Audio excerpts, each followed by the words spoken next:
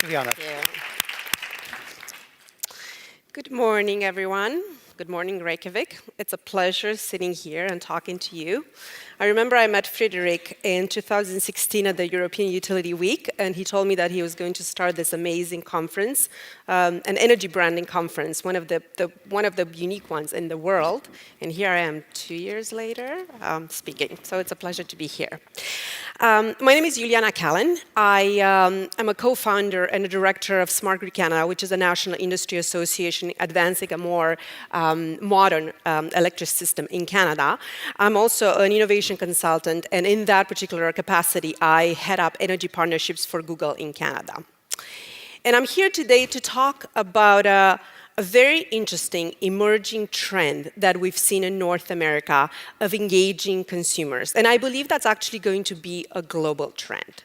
And in that sense, it's not really an invasion of the energy space. It's more an adoption of something that we see in other industries that is going to be important for you to engage consumers in your space, in your markets.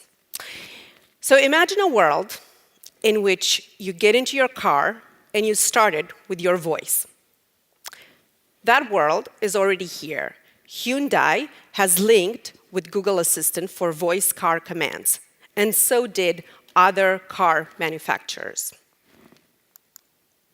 Imagine a world in which you are a dyslexic student, you struggle with reading and writing despite your high intelligence, and you're allowed in your exam to dictate your essay as opposed to writing it.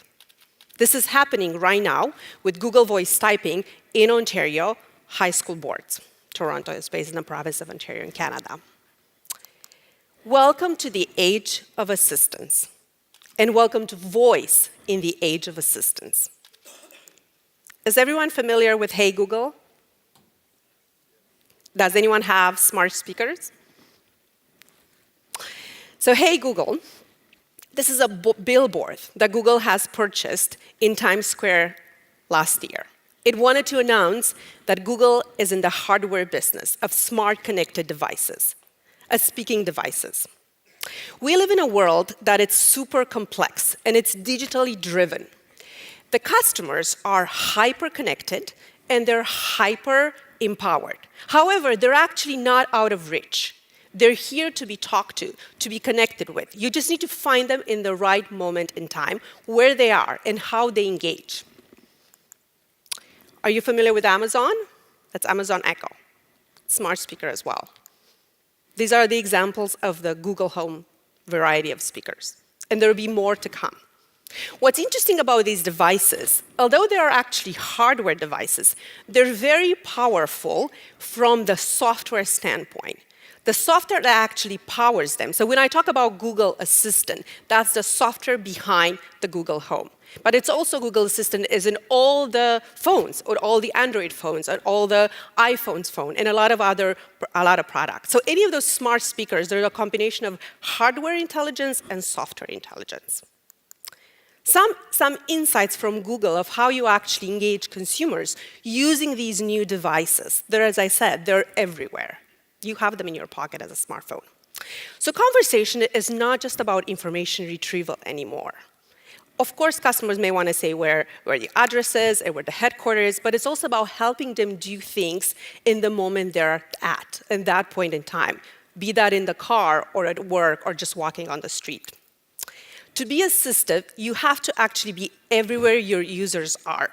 And what's important here is to take away a note that you need to step out of the context of one single device and one single context of talking to your user. It's not just web, it's not just print, it's not just TV, it's not just voice, it's everywhere. And it's find them where they are and what they use in that moment in time.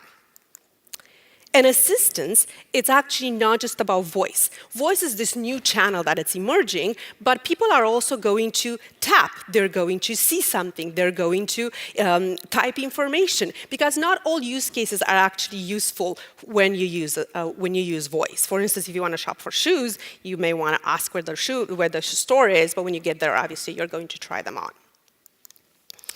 The most important way of actually engaging consumers when you set up a brand or when you decide to actually use voice as a marketing channel is to find the micro moments where you can become a system. So you have to decide you want to find where users say, I want to know, I want to do, I want to buy, or I want to go. And the other important thing, which might be a little different, is you need to develop a persona. You need to develop a voice persona. Like, how does that voice going to sound like? Is it funny? Is it serious? Is it authoritative? Is it quirky? Is it a woman? Is it a man? Do you have the option to actually customize that voice in your territory? And the world is already there. 87% of B2C marketers in the US believe that digital assistants, which are basically the ways of engaging voice for your customers, will play a significant marketing role before 2021. And just to give you a point of reference, about a year ago, I started to work with the Google Assistant team and the Google Home team in the United States to discuss how we could bring this to utility, to electric companies and utilities in Canada and America. And then within a year, we already have a lot of different companies who are trying it and testing it. So the space is evolving really, really fast in North America. And why is this happening? Because I think it's important to sort of set a little bit of a stage. The computing industry is evolving again and started with personal computer. It moved to the web with a massive adoption and a massive cloud adoption. And then the revolution moved to mobile with a shrinking of the processors and the drop in pricing. Everybody has, at this point in time, a little computer in their hands. And now we're moving to artificial intelligence and ML, if you heard the terms. And what it really means is the ability to process a lot of data really, really fast, to customize it, and take this artificial intelligence and processing and embed it not only in software, but also embedded in hardware. So from a Google hardware standpoint, we believe that the world is actually going to be better when we're able to take the assistant and embed it in a variety of different hardware devices to really make them seamless and easy and simple to use for consumers. And why is that really relevant for the energy industry? Because if you think about it from an energy provider perspective, the relationship with your customers is changing. You started with the print bills, and there are still a lot of utilities, at least in North America and Canada, they use that. But then you move to the web, and you move to the web portals and utility marketplaces. And now we're actually engaging companies such as Hydro Water, Electra, there's Reliance, there's Comet. These are just utilities in North America and Canada. They're using voice to engage consumers, to say, hey, Google, tell me what's my energy bill. And it says, your bill, Hydro Water bill is $70 a month. Hey, Google, can you tell me how can I reduce my energy bill? Can I give you some energy efficiency tips? And a variety of different examples. And this is my last slide that I sort of would leave you with. The technology is actually changing a lot as well. We are now at an inflection point when the Google Assistant software has an word error rate of 4.9. We started with 8.5 in 2016, and now we're 4.9%. Why is that important? Because the natural language word error rate is 4.5. This is it. Thank you so much.